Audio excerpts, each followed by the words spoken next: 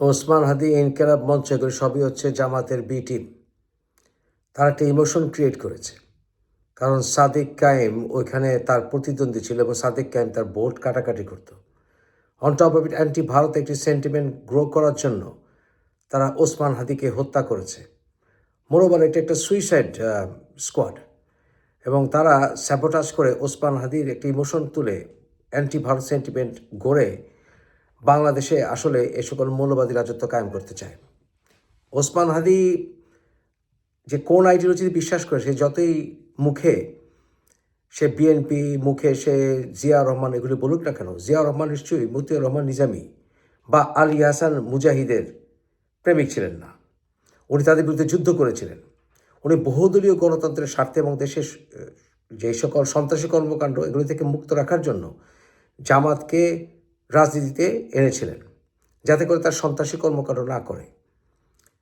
আওয়ামী লীগকেও উনি রাজনীতিতে এনেছিলেন। তাই জিয়াউর রহমানের সাথে এই মতিউর রহমান হিসেবে আলী হাসান মুজাহিদের প্রেমিকদের এক করা যাবে না। কিন্তু এই ওসমান হাদি কিন্তু মতিউর রহমান নিজামী এবং আলী হাসান মুজাহিদের বিচারের বিরোধী ছিল। অন টপ অফ ইট তার বইয়ের অবস্থা তো দেখেছেন আপনি। আর ইনকিলাব মঞ্চে যারা আছে, যে সকল মেয়েরা, তাদের অবস্থা দেখছেন তো, সব মুখ ঢাকা, চোখ ঢাকা। তাই আপনাদের বুঝতে হবে এগুলো হচ্ছে মৌলবাদী সংগঠন, আপনাদেরকে সাবধান থাকতে হবে।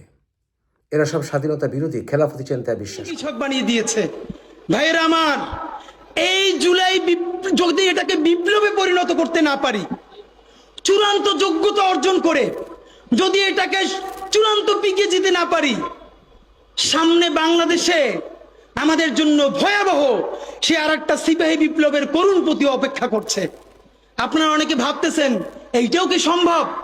জামাতের ভাইয়েরা অনেকে বুঝে না, বলে কি করে সম্ভব? মনে করাই দেই, শহীদ নিজামী মুজাহিদ সাহেবেরা মন্ত্রী হিসাবে সর্বশেষ যখন সম্ভবত 2006 বা 2007-এও মন্ত্রী ছিলেন, বলেন তো তার কয় বছর পর তাদেরকে ফাঁসি দেওয়া হইল?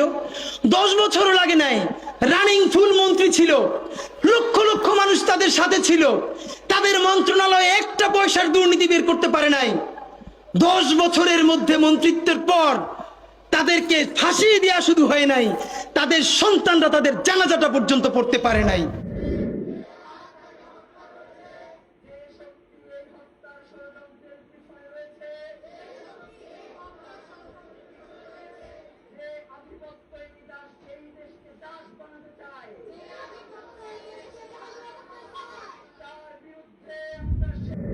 পৃথিবীর সকল ধর্মীয় সন্ত্রাসীরাই আর্থিকভাবে সৎ। আর্থিকভাবে সৎ হইলেই নৈতিকভাবে সৎ হয় না।